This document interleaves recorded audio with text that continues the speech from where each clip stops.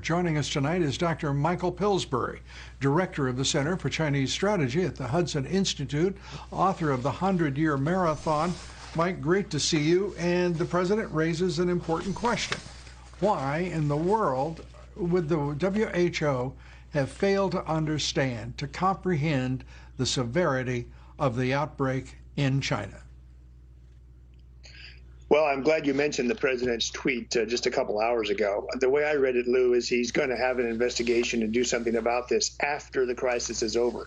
He's been consistent over the last month or so not to try to punish China openly now, to call them when they tell direct lies. But it sounded to me like he's noticed that we pay 20% of the WHO budget. China pays about 1%. But they have a great deal of influence inside these UN agencies, including the WHO. I'm not convinced that China has told everything to the WHO, and they have spurned the president's request that Americans go to Wuhan and work directly with the Institute of Virology. Secretary Pompeo just called for that again today.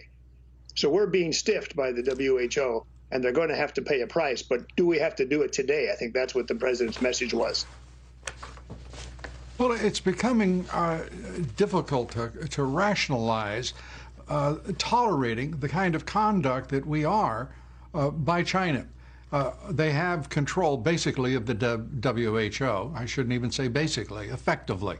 And they also have, as you put it, stiffed us. They are behaving like a rogue nation when they are trying to pretend that they just want to be another peaceful member of the world community. They're far from it. And there is no guesswork in this. It is straightforward. And then I've got another question for you, if you could attach to that. Why didn't our intelligence agencies know what was happening in Wuhan at the very moment that that virus broke out? Well, I think some people in our government did know about Wuhan. Some of the first cases have now been traced back to mid-November. But intelligence isn't necessarily something that happens in 1 minute. Sometimes you have to assess and analyze. I think what's going on, Lou, to your I know all the difficulties, Mike. I know all the difficulties. The fact of the matter is that we were relying upon the WHO. I'm sorry? No. The president tried first in his January 6th phone call with Xi Jinping. He tried to have our people go to Wuhan. Then he tried to get our team up in the embassy in Beijing to go. They kept, they kept saying no, and they still say no. They're holding back on some really crucial stuff, Lou, about the very nature of the virus. They put up the genome and gave it to WHO, but they're still holding back a lot of information we know they have about how the virus works, the demographics of it. Could this be true that the kids under 10 years old almost never get it? There's just a whole series of things that they're holding back. And I think the president is trying still to work on this. But these are tough customers we're dealing with in China. And the thing that they're most afraid of is he's going to try to enforce the trade agreement and make them spend the $250 billion to buy our products. That's what he said in his press conference yesterday. I think he really means it. But China's not really gone all the way yet in the things they promised in the 95-page deal. So we're getting this period, maybe the next week or so, we're going to find out, Lou, whether the Chinese will dare to cheat or not. My hope is they won't cheat, because I think if they do, the president is going to change his polite demeanor toward them.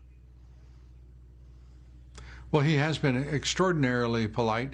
And here are the facts for all who will look at them. China lied, and millions of people will pay the price for it.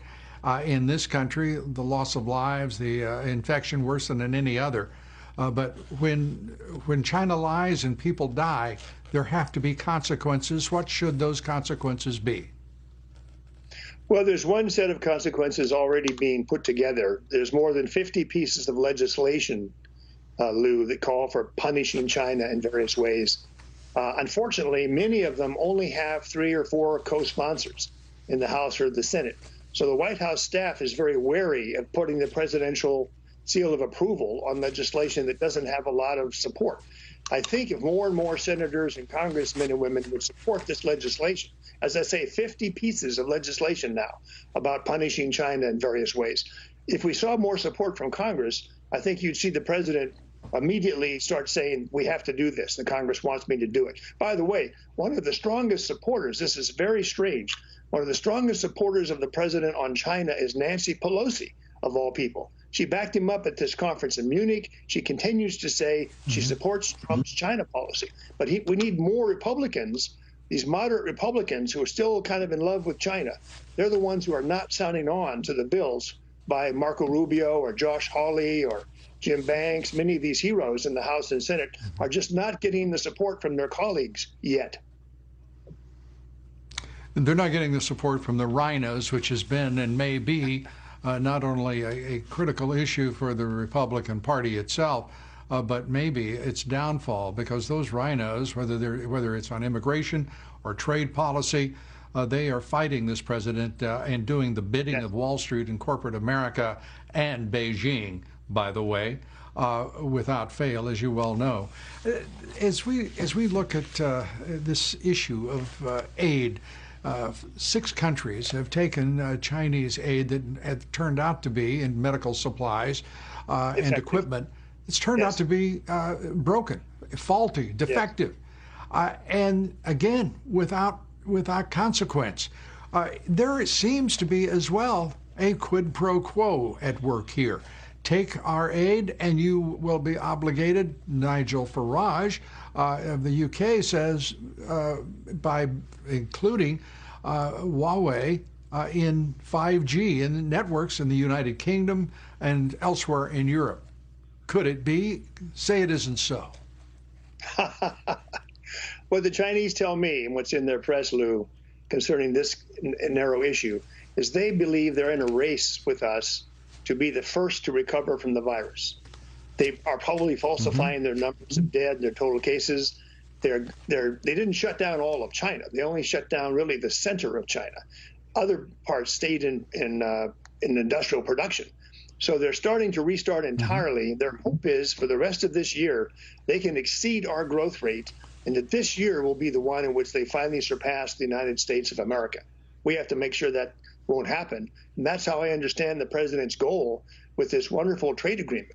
He wants to use that to get China to be honest, not just in medical exports, but on everything. They've been using counterfeit materials in commerce. As much as 30% of their products are counterfeit. They have this whole list of sins, which they promised President Trump in writing with enforcement that they'll not do anymore. That's what we're all waiting to see, Lou, I think, in the next couple of weeks. Well, as an early test, have we seen any lighter hand on the part of the Chinese in helping themselves, stealing our intellectual property? You'll laugh. I know you and I don't think too highly of the Wall Street pro-China bankers. The one thing the Chinese promised to do, they would open up to our top 6 banks the Chinese financial and insurance market, April 1st. Well, guess what? They published the regulations. They are opening up that with no Chinese partner, our big investment banks can now go in and sell mutual funds, insurance, and so forth in China.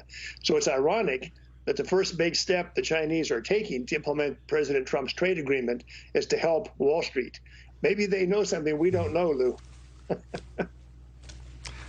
Perhaps. Rewarding perhaps. Friends. Dr. Michael Pillsbury, good to have you with us. We appreciate it so much. Thank you. Thanks, Lou.